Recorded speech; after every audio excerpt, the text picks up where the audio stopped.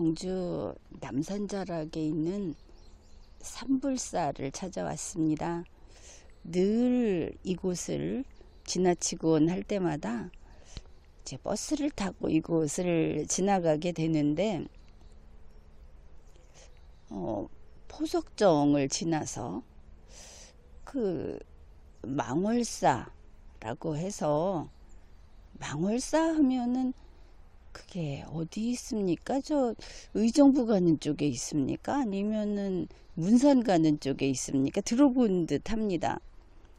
여기에서 망월사 입구 이래서 이름은 여러 번 들어봤는데 그냥 지나쳐 가던 그런 곳입니다. 바로 다음 정류장, 거기가 삼릉이기 때문에 지금까지 삼릉을 여러 번 가고 또 가고 그러면서 지나쳤던 곳입니다. 그런데 삼불사를 가려고 하다 보니까 거기가 이 망월사에서 들어가는 그런 것이었습니다. 결국은 지금 보니까 나란히 두 절이 나란히 있었습니다. 처음에 삼불사에 가면 통일신라 이전, 그러니까 삼국시대 혹은 그 이전 이렇게 되겠죠. 그 오래된 3층 석탑이 두 기가 있다. 그래서 그러면 오래된 3층 석탑이 있는데 왜 거기에 대해서는 소개도 안 하고 또 거기에 무슨 문화재 등급이 붙어 있지도 않고 그런 것일까 살짝 궁금했습니다. 그래 여기를 이제 삼불사를 찾아서 들어가니까 3층 석탑 1기가 있었습니다. 그러나 3층 석탑이 이제 부처님 오신 날이 얼마 지나지 않아서 연등으로 대부분 가려져 있어서 이제 그냥 보고만 갔습니다. 이제 왜냐하면 삼존부를 찾아가는 길이었기 때문에. 그리고 그 삼존부를 보고 이제 다시 나오다 보니까 이상한 게 있었죠. 이제 삼존불이 보물제 63호입니다. 그래서 삼존불은 삼불사에 있다. 삼불사가 옛날부터 있던 절은 아니라고 말씀을 드리겠습니다. 그런데 삼불사에 있다 했는데 내려오는 길에 망월사에 보물 제63호 망월사 이렇게 돼 있는 겁니다. 그래서 처음엔 이렇게 생각을 했죠. 물론 저 삼존불이 삼불사의 소유도 아니고 삼불사라는 데가 신라 시대부터 있었던 그 절도 아니고, 그래서 그러면 이 근방에서는 다 그 이름을 쓸 수 있나 보다. 처음엔 그렇게 생각을 했습니다. 그런데 망월사에 들어가서 보니까 여기에 그 통일신라 이전에 세웠다는 3층 석탑이 있는 겁니다. 그리고 이제 원효대사의 공덕비, 원효대사의 비 이런 것도 있고, 또 그 흔히 우리가 그 대중매체에서 선덕여왕이라고 소개되는 그런 그 인물도가 그려져 있는 대명전이라는 그런 그 작은 집, 이런 전각도 있었습니다. 그래서 이 그 삼불사와 망월사는 그냥 이 근방에서 오래된 그 삼국시대 유물이 있는 장소로서 내내 절을 구분할 것이 아니고 그냥 그 유물이 같이 있는 절이구나 이렇게 생각을 했습니다. 새로운 발견이죠. 그래서 이제 다음에 또 해가 쨍 나는 날 망월사도 한번 다시 꼼꼼히 둘러봐야 되겠다 이렇게 생각을 했습니다. 이제 처음에 삼불사에 갔는데 거기 이제 삼존불이 있고, 삼존불을 우리가 서서 보면 등 뒤쯤에 기도하는 집이 지어져 있습니다. 거기에서 어떤 남자분이 절을 하고 있었습니다. 그러니 이 삼존부를 보면서 그 생각나는 대로 녹음도 하고 녹화도 하고 하는 것이 상당히 그 기도하는 사람 때문에 신경이 쓰였죠. 그래서 뭐 하는 수 없이 그냥 각자 자기 할 일 하자 이러면서 이제 촬영도 하고 했는데 한참을 둘러보는데도 이 분이 계속 절을 하는 겁니다. 그래서 멀찍이 떨어져서 잠시 보고 있었습니다.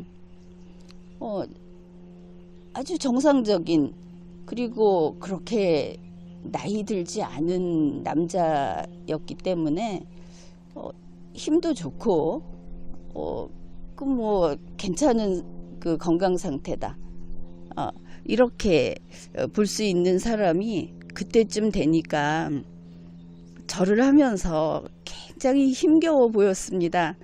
앉았다가 일어났다가 하는 그 시간이 점점 짧아지면서, 그런데도 계속 절을 하고 있어서 저 정도 보면은 그 흔히 108배를 한다는 그건 넘어섰고, 언제부터 시작했는지 모르지만 그보다 더 오래 하는구나 이렇게 봤습니다. 그러면서 이런 생각을 했죠. 저 사람은 도대체 그 무엇을 간구하는 것이 있어서 저 체력 좋아 보이는 남성이 저렇게 지쳐가면서 절을 하고 있는 것일까? 또 그렇게 하면 자기가 원하는 것을 이룰 수 있다고 믿는 의심 없는 마음이 있는 것인가? 우리가 남의 마음을 이해하는 것은 거의 불가능합니다. 다만 이렇게 밖에서 밖으로 보이는 모습을 보면서 과연 어떤 것일까? 저 사람은 어째서 저렇게 하는 것일까? 이렇게 한 번씩 생각을 해볼 뿐입니다. 인간의 한계이기도 하고, 우리는 그렇게 아는 것도 없고 남을 꿰뚫어 볼 능력도 없고 그런 사람들인 것이죠. 그냥 여기 왔다가 본 풍경을 한번 전해보는 겁니다. 이제 그런가 하면 때때로 한 사람씩 들어와서 절에 절 집을 향해서 합장을 하고 선체로 절을 하고, 그리고 이제 탑에도 하고 삼존불에도 하고 이렇게 돌면서 가는 사람들을 봤습니다. 그런데 나도 이게 직업병입니다. 그 사람들이 와서 그렇게 하는 것을 보면서 문득 이런 생각을 한 겁니다. 저 절 문으로 들어와서 절집을 향해서 합장을 하고 절을 하고 이렇게 사람들이 지나가는데, 그 집안에 앉아 있는 사람들이 있을 터이고, 집안에서 그런 그 중생이라고 할까, 이런 그 신자라고 할까, 이런 사람들이 자기들을 향해서 절을 하는 것을 보고 있지 않겠습니까? 물론 불교 관련된 자료들을 찾아보면 승려를 아주 높이 받들고 존중해야 한다고 하는 그런 내용들을 읽어볼 수는 있었습니다. 그것은 그렇다고 치더라도 실제로 이 신도들이 승려를 그렇게 범접할 수 없는 신성한 혹은 특별한 능력을 지닌 그런 대상으로 여기는 것일까? 그것도 좀 궁금해졌습니다. 내가 직업병 이야기를 한 것은 다름이 아니라 그겁니다. 절을 집을 향해서 절을 하는 대중이 있고 절집 안에 마침 앉아있던 사람이 있었다. 이것을 좀 바꿔보는 겁니다. 나라의 집, 나라에서 지어준 집에 앉아있는 사람들이 있고 그 나라의 집을 향해서 백성들이 합장을 하고 배례를 하는 이런 모습으로 바꿔보는 것이죠.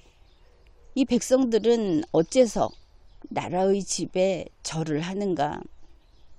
그것은 5년 동안 나라의 집에 앉아 있다가 떠날 사람들을 향해서 하는 것이 아닙니다. 백성들이 이제 국민이라고 바꿔놓으면 더 좋을 텐데 왜 거기에 대고 절을 하느냐 하면은 국가의 권위를 존중하기 때문인 겁니다.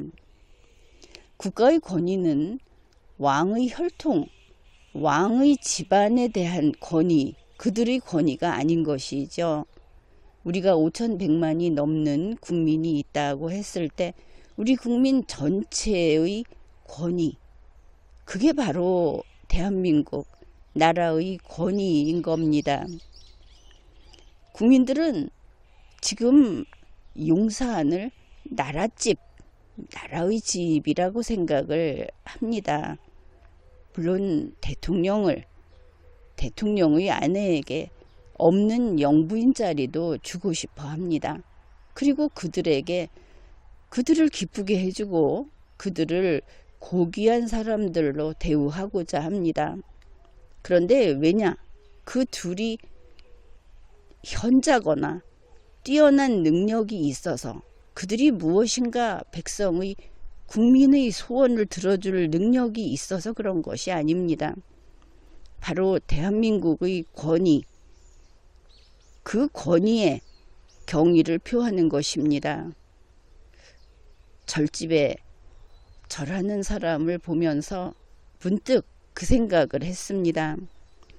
나랏집 안에 앉아있는 나랏님은 이것을 알고 있는 것일까? 지금까지 리걸마인드 연구소였습니다.